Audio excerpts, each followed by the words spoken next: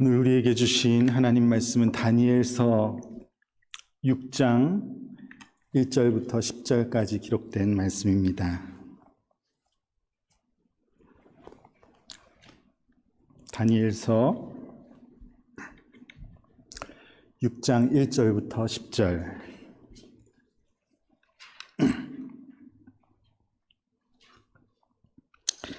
찾으신 줄 알고 제가 읽겠습니다. 다리오가 자기의 뜻대로 고관 120명을 세워 전국을 통치하게 하고 또 그들 위에 총리 셋을 두었으니 다니엘이 그 중에 하나이라.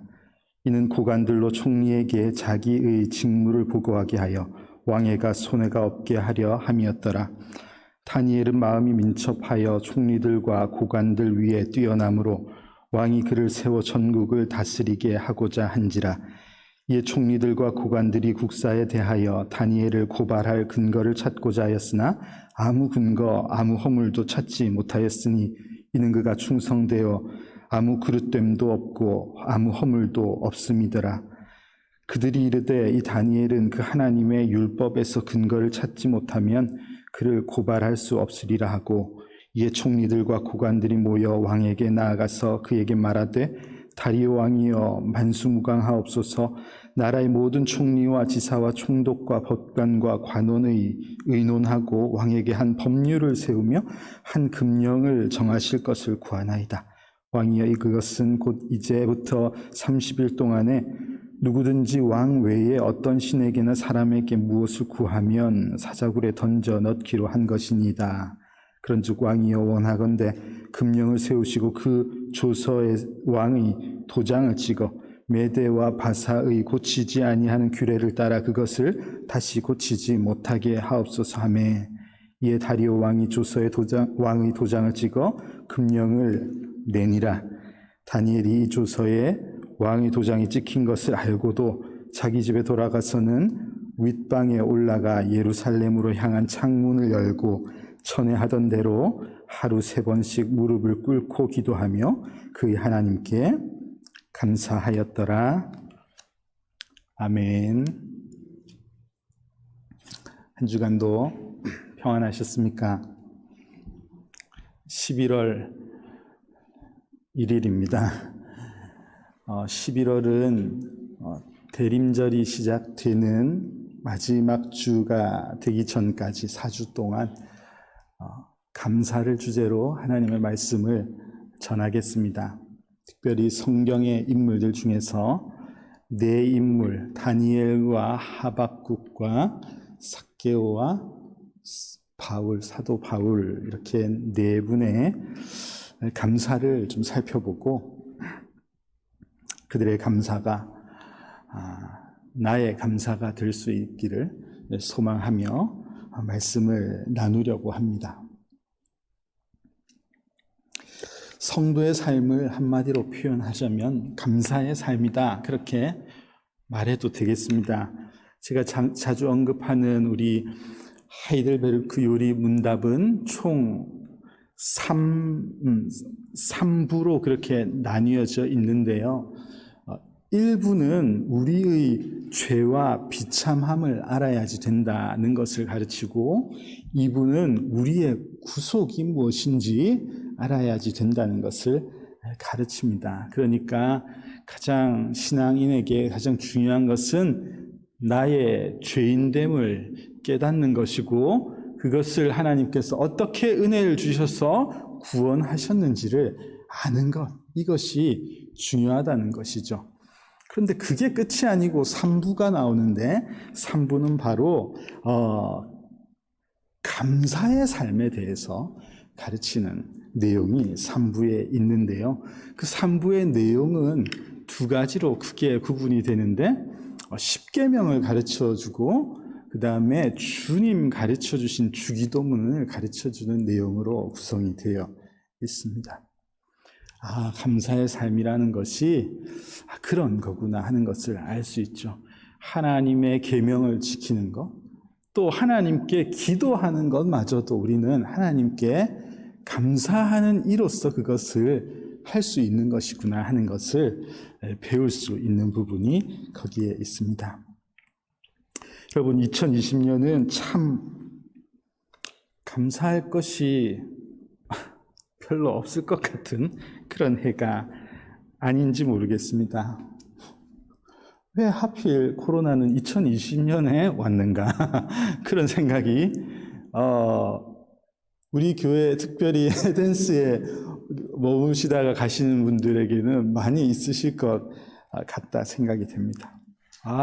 정말 기다리며 준비해온 1년인데 왜 하필 코로나는 이때 와서 나의 1년을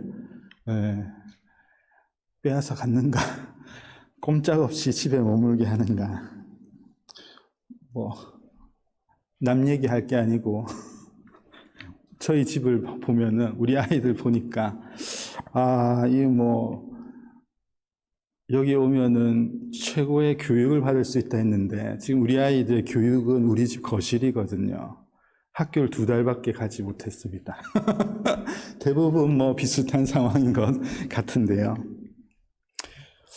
그런 걸 그렇게 표면적인 것만 보면은 올해는 진짜 아무것도 없구나, 아무것도 없이 그냥 지나가는구나, 이런 생각을 할 수도 있었던 그런 시간이 지나가고 있습니다.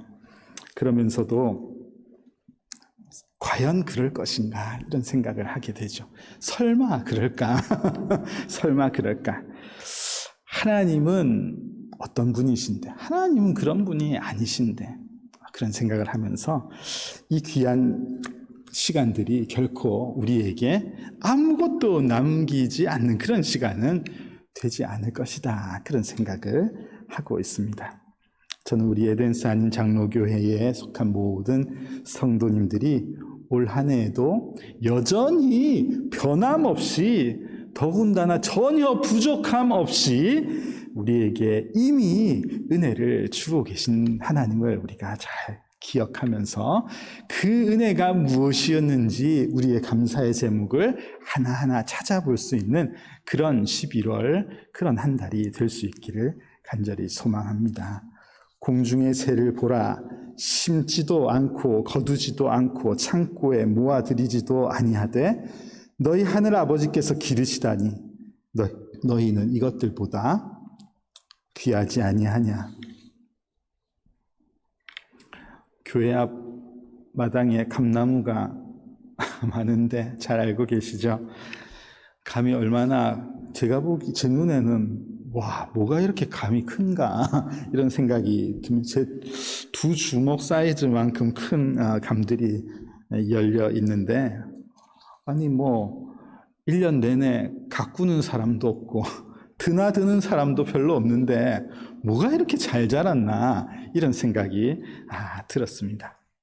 그냥 겨우겨우 열매를 맺은 것이 아니고 제법 튼튼하게 크게 자란 감을 보면서 그렇지, 우리 2020년 한 해도 우리 눈에는 확연히 드러나 보이지 않을 수 있겠지만 오히려 우리를 더 풍성하게 채우고 계신 우리 하나님의 은혜가 분명히 있구나 하는 것을 다 발견할 수 있어야지 되겠다, 그런 생각을 하고 있습니다. 감 얘기가 나와서 말인데, 감이 많이 열렸는데 안 따먹으니까 밑둥지는 지금 사슴이 닿는 데까지 다 먹고 있어요. 그러니까 저기 오가시면서 오늘 오신 분들도 감을 좀 따가시면은 좋겠습니다. 아주 맛이 있는 것 같아요. 자, 11월의 주제인 어떤 이의 감사, 특별히 오늘은 다니엘을 소개하고자 합니다. 다니엘은요, 남유다가 바벨론에 의해서 멸망을 당했는데 바벨론이 크게 3번을 공격하고 남유다를 완전히 멸망시켰습니다. 그런데 첫 번째 공격을 하고 첫 번째로 포로를 잡아갔을 때 끌려갔던 인물이 대표적인 인물이 다니엘입니다. BC 605년에 일어난 일이라고 그렇게 기록되어 있는데, 이 1차 포로기 때는 이 바벨론이 굉장히 영악해가지고 아무나 그냥 막 잡히는 대로 데려간 게 아니고 1차 포로 때는 제일 똑똑한 사람들, 제일 하이 클래스들만 잡아간 거예요. 아주 전략적으로 그렇게 데려가고 그 다음을 데려가고 이래가지고 나중에는 막 꼼짝없이 멸망할 수밖에 없도록 그렇게 전략을 짰던 것 같은데, 그렇게 1차에 끌려갔던 포로 중에 대표적인 인물이 이 다니엘이었습니다. 다니엘이 어느 정도의 어떤 인물인지 대충 짐작할 수가 있죠. 어린 다니엘이었지만 제법 굉장한 다니엘이었던 것을 알 수가 있어요. 그래서 한국만 그런지 모르겠지만 다니엘처럼 우리 아이가 되게 해달라고 기도를 많이 합니다. 다니엘처럼 되기를 바라는데요. 다니엘은 쭉쭉 이렇게 그렇게 성장을 하게 되는데, 이 다니엘이 어떤 인물인지를 보면은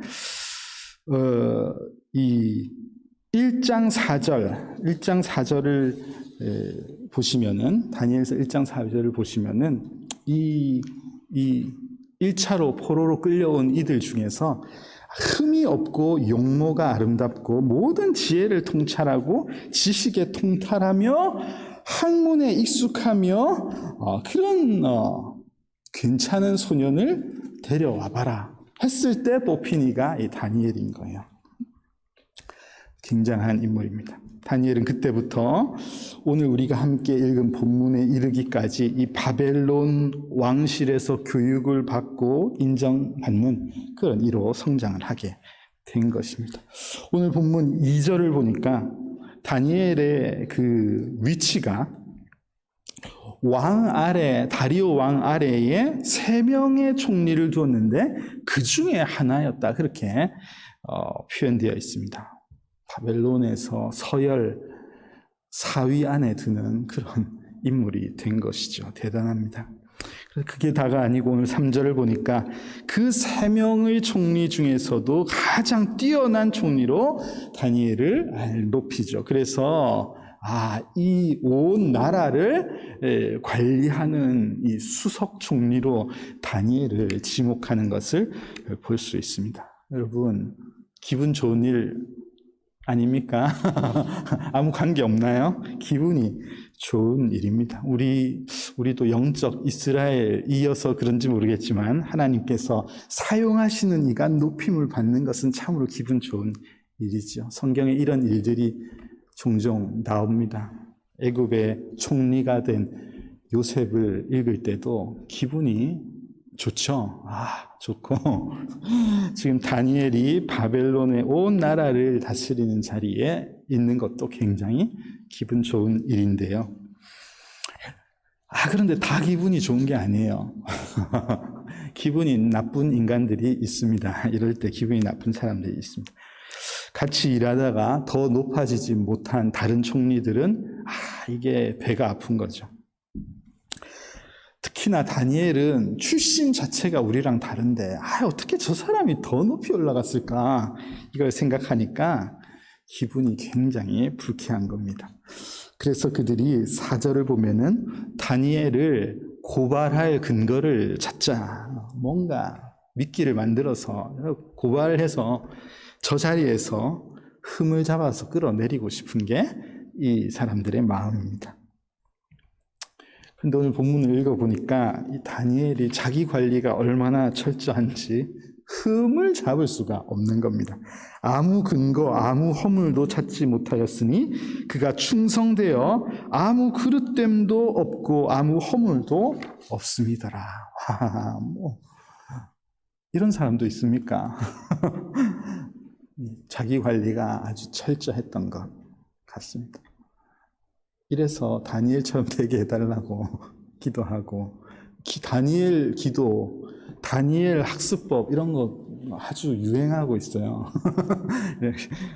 많은데 그 내용이 뭔지 제가 잘 모르지만 그 어떤 것보다 저는 오늘 본문이 보여주는 다니엘의 감사를 우리 자녀들이 배우면 좋겠고 또 우리 성도님들이 배우고 따를 수 있으면 참 좋겠다.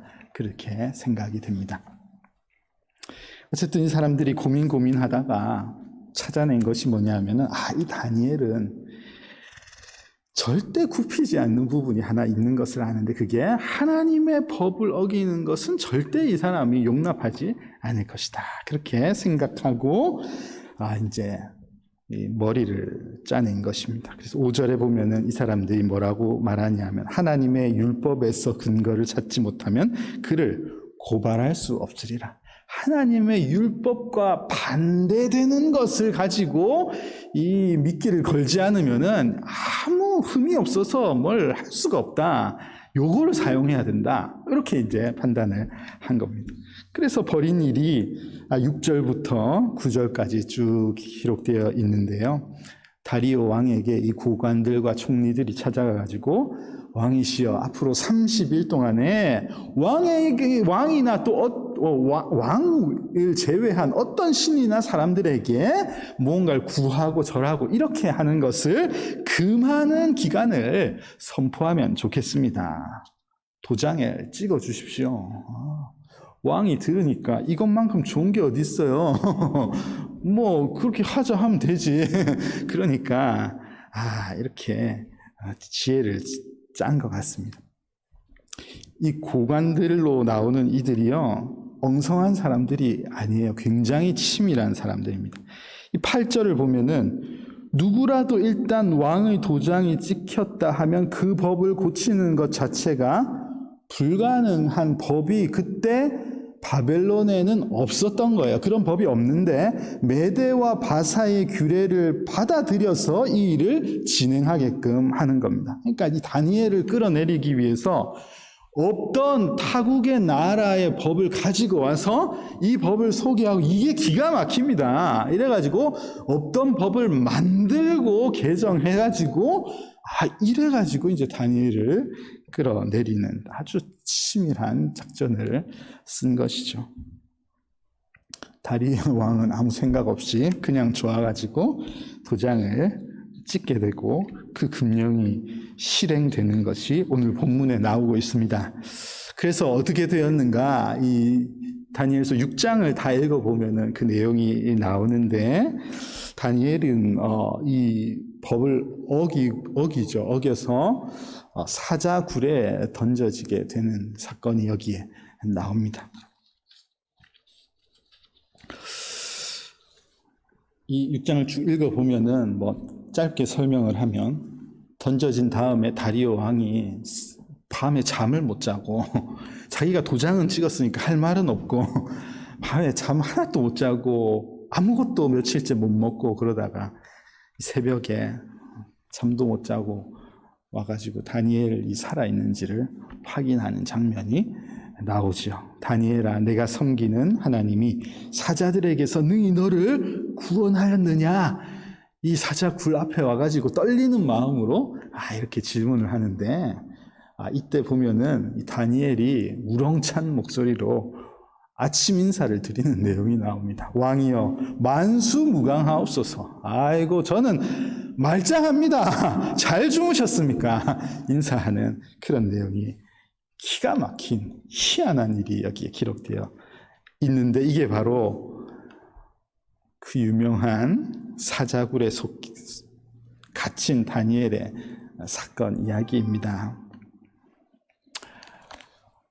우리 교회에는 이 이야기가 생소하신 분들이 덜어 계실 것 같아서 제가 이야기를 소개한 거예요.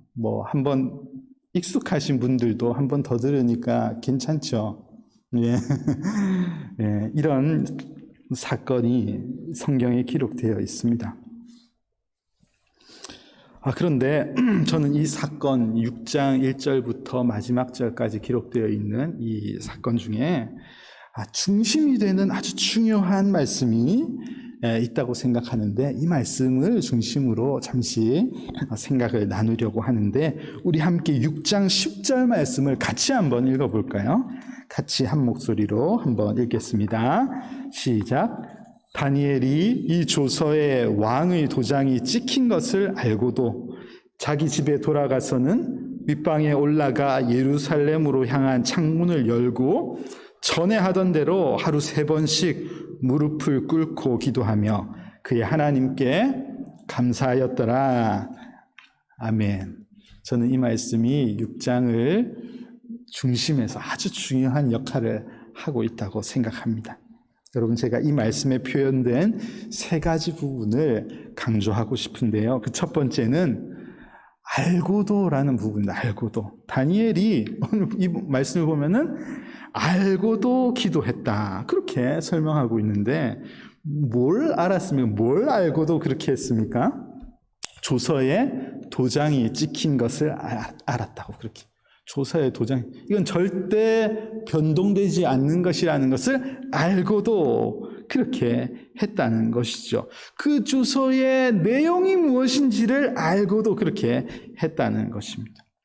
아니, 생각을 곰곰이 해보면요, 그냥 주소에 도장이 찍혔다는 사실을 알고도 기도했다는 것이라고 볼 수 없습니다. 다니엘이 지금 위치가 어딘데, 이 사람이 총리 중에서 제일 높은 수석 총리인데 나라의 법이 개정되고 타국의 법이 들어오는 그런 과정을 다니엘이 모르고 아차 했는데 도장이 찍혔단다 이랬겠습니까? 저 그랬을 것 같지가 않습니다. 다니엘은 이 모든 일이 진행되는 것을 알고 있었을 거예요. 이 법이 진행되고 있다. 지금 왕이 도장을 찍으려 한다. 곧 찍게 될 것이다. 왜 몰랐겠습니까? 이 모든 과정을 알고도 그렇게 했다. 저는 그런 생각을 하고 있습니다. 두 번째는 전에 하던 대로라고 표현하고 있거든요. 이거 찍히면은 어떻게 되는지를 알고 있으면서도 늘 해왔던 대로 여전히 변함없이 자기 집에 돌아와서는 윗방에 올라가서 원래 했던 대로 올라가서 예루살렘을 향해 창문을 열고, 창문이라도 좀 닫지, 간 떨리게 문을 다 열어제치고 변함없이 똑같이 기도를 했다는 것을 성경이 알려주고 있습니다. 이게 다니엘의 모습이에요. 이걸 본받아야 됩니다. 다니엘 학습법인지 기도법 이런 게 뭔지는 모르겠지만 이것만큼 중요한 게 어디 있겠어요. 다니엘이 이런 사람이었구나 하는 것을 우리가 잘 따라야지 되어 있습니다. 다니엘처럼 최고가 되도록 최고의 자리에 앉도록 우리가 바라는 것이 아니라 어떤 상황에서도 변함없이 하나님을 바라보는 믿음이 우리에게 있도록, 특별히 우리 자녀들에게 있도록 우리가 기도하며 또 가르쳐야지 되겠습니다. 여러분, 2020년을 우리가 미국에서 살아가고 있는데요. 저는 하나님을 바르게 섬기는 이 다니엘 한 사람을 끌어내리기 위해서, 제거하기 위해서 이 합법적인 법을 만들어내는 이 세상, 막 다니엘을 뒤흔드는 세상, 이 하나님의 말씀을 따르는 것을 하지 못하도록 아주 합법적인 일들이 진행되는 이런 현상이 지금 이 다니엘 시대에 일어나는 것을 우리가 성경을 통해서 보고 있지만, 여러분, 우리는 이런 시대를 지금도 살아가고 있다는 것을 여러분 느끼고 계시지 않습니까? 우리가 사는 시대가 딱 이런 시대입니다. 아주 중요한 메시지를 던져주는 말씀이라고 저는 생각합니다. 여러분, 지금 우리가 사는 세상이 그렇습니다. 하나님의 말씀을 무너뜨리려고 하는데 세상은요, 하나님의 말씀대로 사는 것을 그냥 방해하고, 그냥 그렇게 안 살아도 되는 거 아니야? 이전에는 그냥 누가 다가와서 뭐하러 그렇게 살아? 그렇게 안 살지 마. 이렇게 누군가에 의해서 별 효력 없는 말로 그렇게 권유를 받았다면 지금은 합법적인 방식으로 우리를 뒤흔드는 세상이 지금의 세상입니다. 그렇지 않습니까? 법이 만들어지는 거예요. 지금 내일 모레 대통령 선거가 있지 않습니까? 그런 면에서 볼 때 사람들이 굉장히 염려를 많이 하고 있는 것 같습니다. 그런 것을 생각하면서 두 후보의 정책을 놓고 이거 어떻게 판단해야지 되는가, 특별히 기독교인들은 어떻게 판단해야 되지? 막 이런 생각들이 굉장히 복잡한 것 같습니다. 그래서 미국 투표권을 가진 분들뿐만 아니라 온 세상이 관심 있게 보고 있는 것이 사실이죠. 이뿐만 아닙니다. 한국 사회도 지금 몸살을 앓고 있는 것이 포괄적 차별금지법 이런 법령을 만드는 것 때문에 싸움이 일어나고 있는 것입니다. 신앙을 가진 사람들하고 신앙을 가지지 않은 사람들하고 이게 복잡한 싸움을 하고 있는 것이죠. 고민이 없을 수 없습니다. 법이 제정되면은 하나님의 말씀대로 사는 것을 막는 일이 일어날 것 같거든요. 우리들이야 상관없죠. 예, 그렇죠. 이제 기성세대들은 그렇게 법이 그렇다고 해도 믿음을 지키겠다, 내가 소신껏 행동하겠다, 이렇게 판단을 할 수가 있겠지만, 여러분, 우리 자녀들은 그렇지 않기 때문에 이것이 중요하거든요. 우리 아이들이 학교 가기 시작하면 제일 먼저 가르치는 것, 우리 부모님들도 가르치는 것이 법을 지켜야 해. 우리가 늘 강조하는 것이 법을 지켜야지 바른 사람이야. 법을 어기면 안 되는 거야. 우리가 그렇게 가르치는데 법이 하나님의 말씀과 다르게 세워지는 이 상황을 놓고 여러분 걱정이 안 되세요? 걱정을 할 수밖에 없죠. 걱정이 안 되면 이상한 겁니다. 걱정을 해야 되는 것이 맞습니다. 그래서 충돌이 일어나고 난립니다. 난리죠. 네, 난립니다. 여러분들은 어떤 생각을 가지고 계십니까? 저는 우리 그리스도인들이 세상을 살아가면서 이런 문제들이 계속해서 이제는 특별히 마지막 시대를 살아가면서 계속해서 일어나게 될 것인데, 이런 때에 우리가 지혜롭게 또 바르게 행동하고 서 있을 수 있어야지 되겠다, 그런 생각을 합니다. 세상의 흐름을 그냥 받아들여서는 안 되죠. 그냥 받아들이라고 말씀드릴 수가 없습니다. 우리는 할 수 있는 대로 우리 자녀들에게 하나님의 말씀이 우선되는 것을 가르쳐야 됩니다. 그러니까 가정에서 신앙을 가르치는 것이 그만큼 중요한 것이죠. 교회 교육 그렇게 중요한 이유가 바로 거기에 있습니다. 하나님의 말씀이 우선이고 하나님의 말씀이 무엇을 가르치는지를 잘 가르쳐야지 되는 것입니다.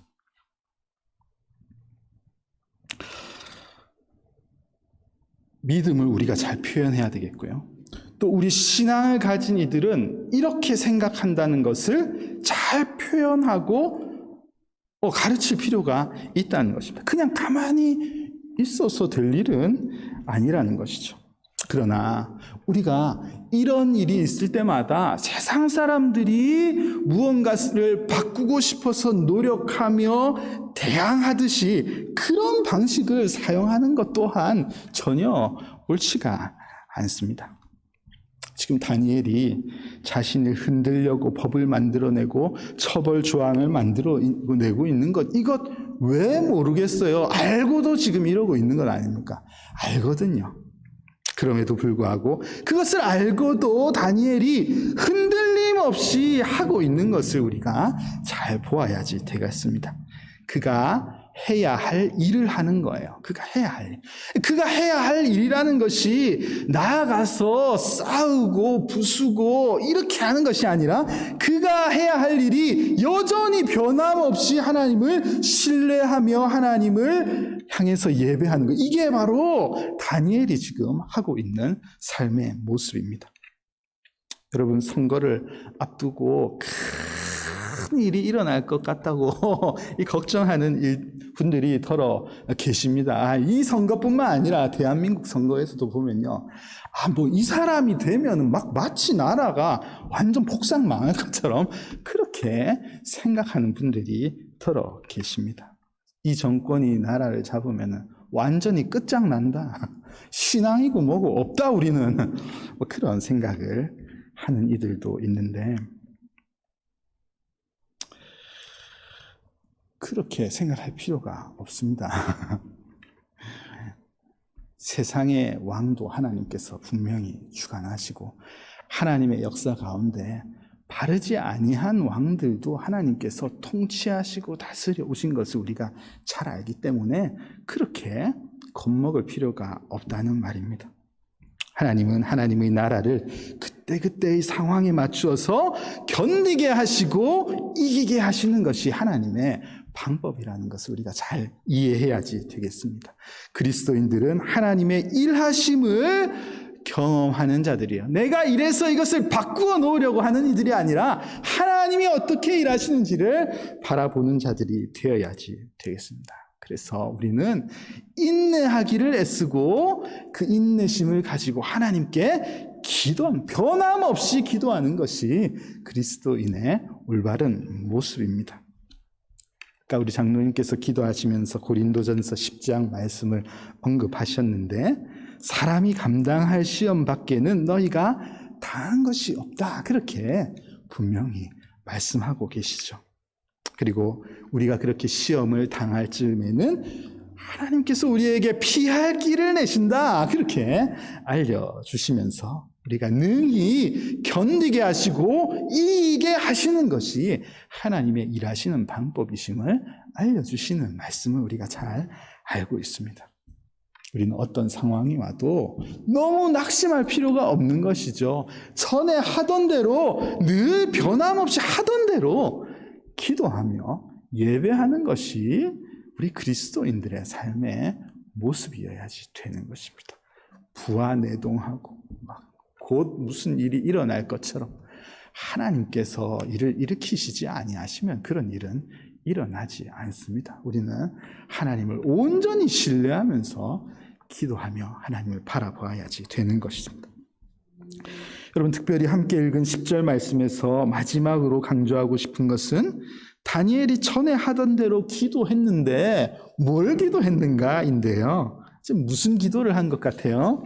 10절 마지막을 보니까 이렇게 표현되어 있습니다. 그의 하나님께 감사하였더라.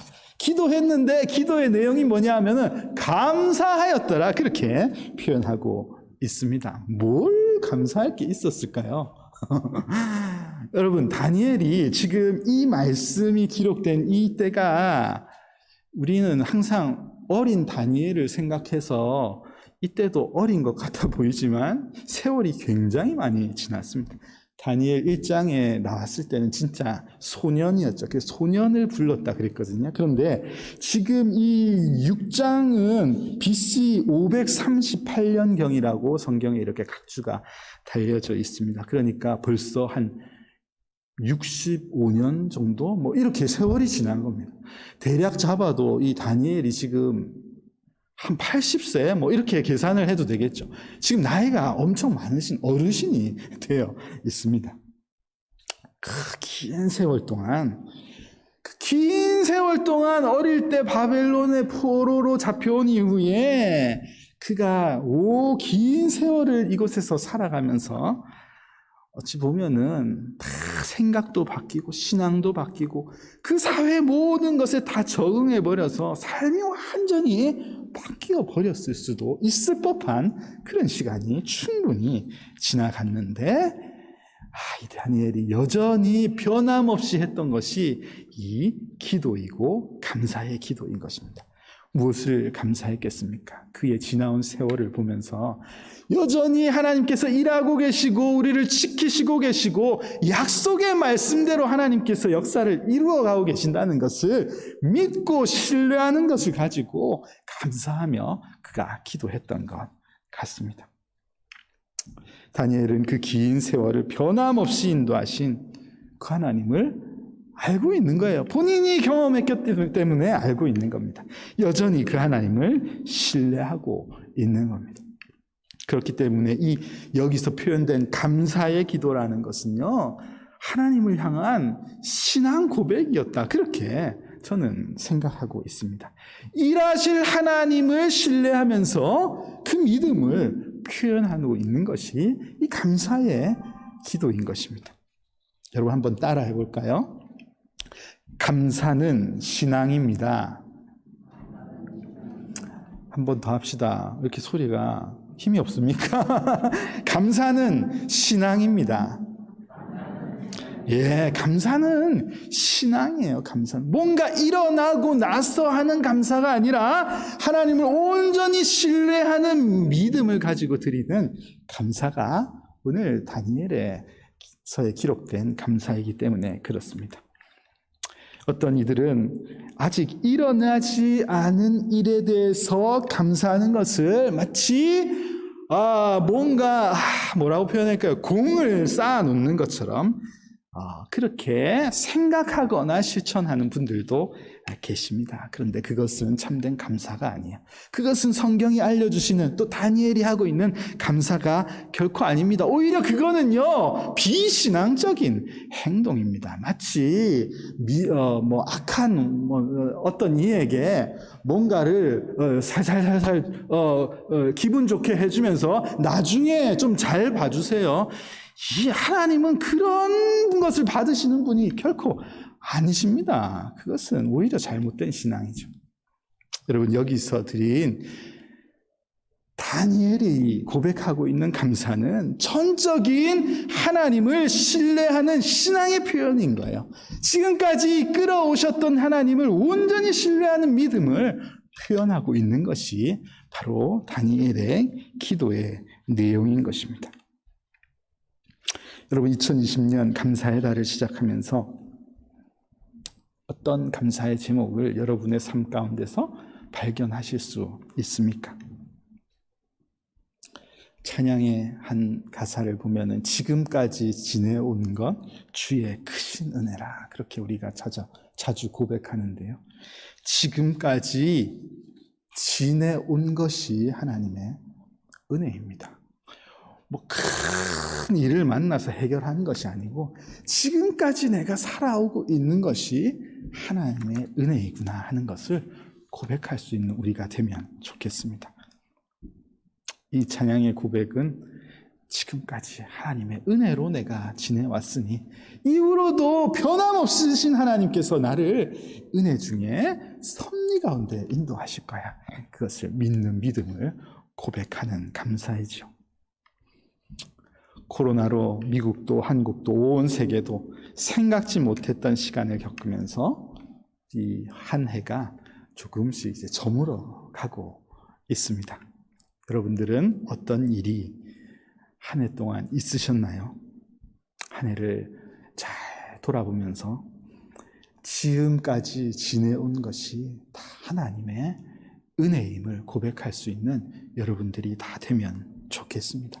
전에 하던 대로 변함없이 생각해 보니까 올해는 감사할 게 없네, 이것이 아니라 전에 하던 대로 여전히 변함없이 하나님이 지금도 은혜 가운데 우리를 이끌어오고 계시는구나 하는 것을 믿으며 고백하며 감사를 드리는 우리가 되면 좋겠습니다. 우리 다 함께 빌립보서 4장 6절 말씀을 함께 한번 읽어보도록 하겠습니다. 시작. 아무것도 염려하지 말고 다만 모든 일에 기도와 간구로 너희 구할 것을 감사함으로 하나님께 아뢰라. 여러분, 이 말씀을 꼭 마음에 새기시기를 바랍니다. 염려할 일, 기가 막힌 일들 종종 여러분 우리 삶에 일어납니다. 여러분, 그런 삶을 지금 겪고 계신 우리 성도님들도 계실 것입니다.